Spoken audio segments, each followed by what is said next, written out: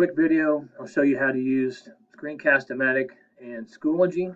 Screencastomatic, if you go to screencastomatic.com, I've used this program for years. Basically, it just records whatever's on your screen. I can pull up a video of myself, but I typically just don't do that. I let the student see what's on my screen, and I can talk over the top of it like I'm doing now. If you go to screencastomatic.com, you just click on Launch Free Recorder. There may be a little window that pops up. You have to launch it, and then it just opens up a little dialog box. You kind of change your settings. Say if you want to go with a full screen, kind of like what they've shown here. Make sure your microphone's working, and you can start recording up to 15 minutes. You can save the video files as a video file, but I've found it a lot easier if you have a YouTube account and create a YouTube video through Screencast-O-Matic. It gives you the option to do that. And then just post all your videos in there. So you're not having to send the videos to students. They can access them through YouTube that way. And so I do, all of mine are in my YouTube channel, and it works pretty well. Basically just use that for recording your screen. For Schoology, which I'll spend a little bit more time on, is Schoology.com, SEHOOLOGY.com. And you do have to have an account, but there are free accounts. So you'll have to go to sign up as an instructor. But once you're there, you'll log in. And I've used this for several years.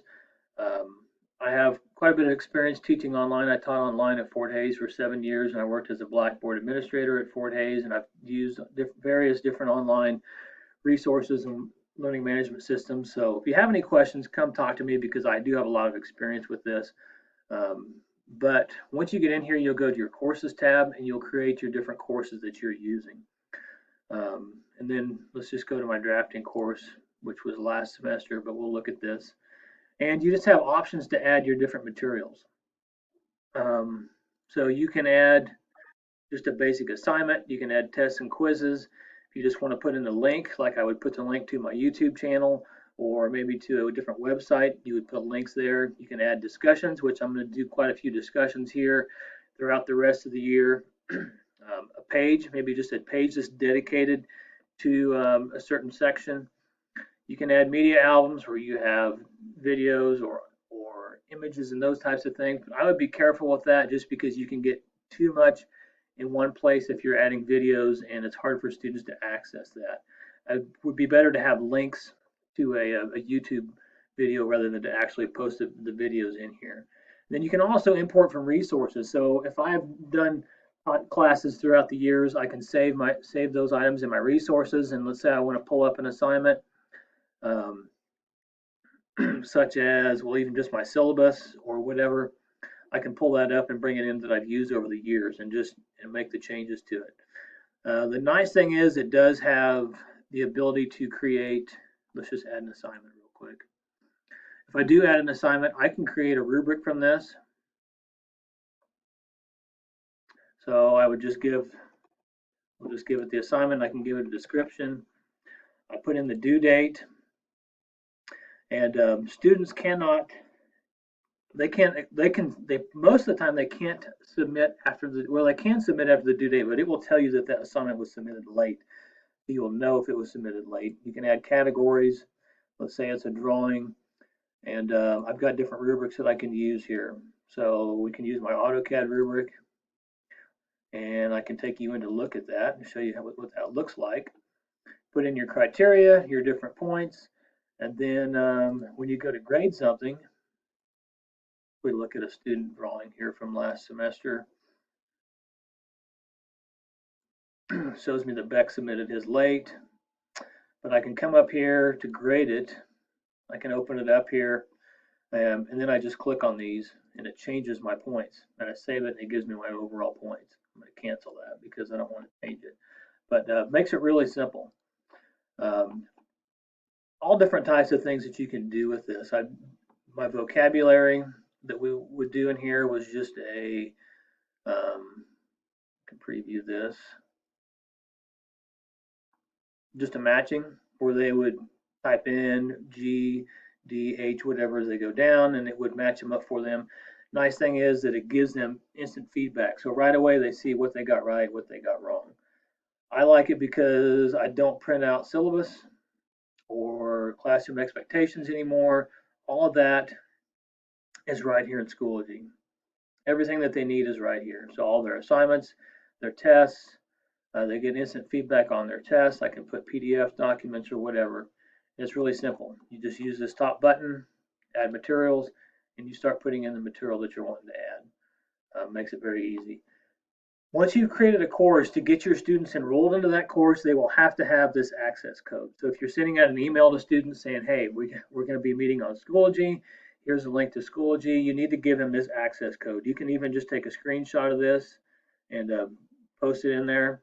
One neat feature of Microsoft Windows is the snipping tool. If you haven't used that, you type in snip and go to the snipping tool. You can do a new, I'll move this out of the way. I can just take a little snip of this, and now I can copy and paste this into my email. Makes it very easy to use, or you can save it or whatever you want to. But I use that. You can have different courses. If students forget their password, you can go and change their password. There's just a lot of different things that you can do with this. I'm trying to think if there's something that I haven't shown you. My furniture and cabinetry class, we do a lot of journals. So if we go look at their journals, it's basically just a quick little writing assignment. They would write 2 to 3 sentences each week to answer these questions, and I make them write in complete sentences. And so you can do those types of things. Takes a little bit more time to grade them, but I do create a rubric for them. They can see the rubric as they go in and see how they are evaluated on that. And it works really well. I use this extensively. I don't do any papers anymore. Everything is done online, and my students are really used to it. So students will know how this works.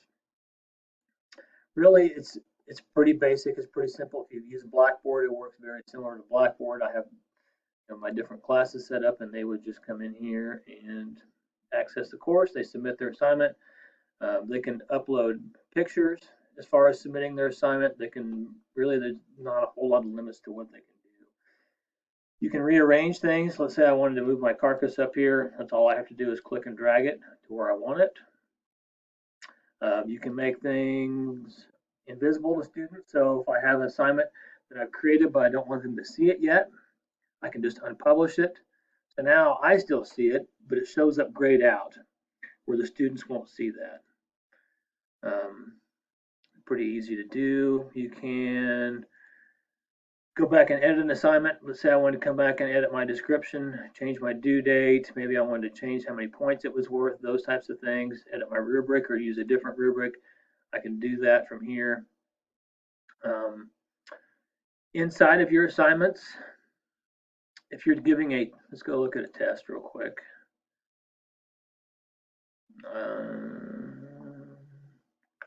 Final exam. You go to your settings. You can say, I only want this to be enabled for a certain amount of time. So let's say you want the kids to take the test, but you only want them to take that test. I do it during my class period, so they can't be taking the test outside of class, but you can set the date and time limitations on there. You can randomize the order. This isn't such a big deal when they're at home, but if they're in the classroom and you're all sitting there together, I randomize the order so that their questions aren't all in the same order and they're not looking off each other. Those types of things.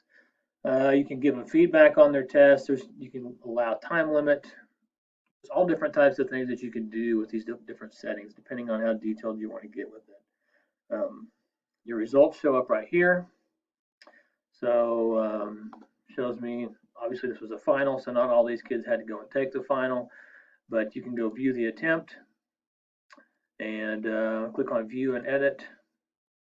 And then I can go through here and I can look. And let's say that he answered this one. He gave me the answer of wrestling, but the answer was running, but I wanted to count that correct. I can come in here and I can change this very easily by just updating that. Or maybe I just want to give them half credit for that, or whatever I wanted to do. You can go in and change those and manually grade things very easily on your tests, on your assignments. There is a gradebook. I don't use the gradebook. Schoology is owned by PowerSchool. So if we as a school had this as an enterprise where it was set up, we ran it off of the server, your grades would automatically go into your your gradebook in PowerSchool. The way it is now, I have to take grades from here and transfer them into PowerSchool. So I don't use the gradebook function, but there is a gradebook that would basically everything would tie into PowerSchool from here, which would make things very simple. But this is just a free version that I've used, and I've got a lot of courses that are archived and different things that I've used for years and years. And so you can see my list of courses going back for a couple of years anyways. I can go and pull things from those previous years if I wanted to. So there is an option to create groups. I haven't done anything with that because I just use my different courses. But really, it's pretty powerful for being a free program and for being able to do things at a distance. I think it's a great advantage for our kids to be able to do that. So it's a quick rundown just to kind of show you how this would work and see if it's something that's an option for you. If you have any questions, obviously just let me know. Send me an email, come talk to me or whatever. I'll be glad to get you set up because I absolutely love Schoology. All of my students use it. They know just to go to Schoology and get their assignments, and everything is done from there. And it's very organized. It's very easy to keep things organized. And from my standpoint as a teacher, I would never go without it. Even having a student teacher this year and being able to share all this information with him, I can make him I can show you here. I made him an administrator or a teacher or whatever his role was. I can change his role and made him an administrator to where he can add things, he can go in and grade things, and it just makes it so easy. So any questions about Schoology or Screencastomatic, let me know, or any type of distance learning because I have quite a bit of experience with that. Just let me know, and I'd be glad to help anyone out.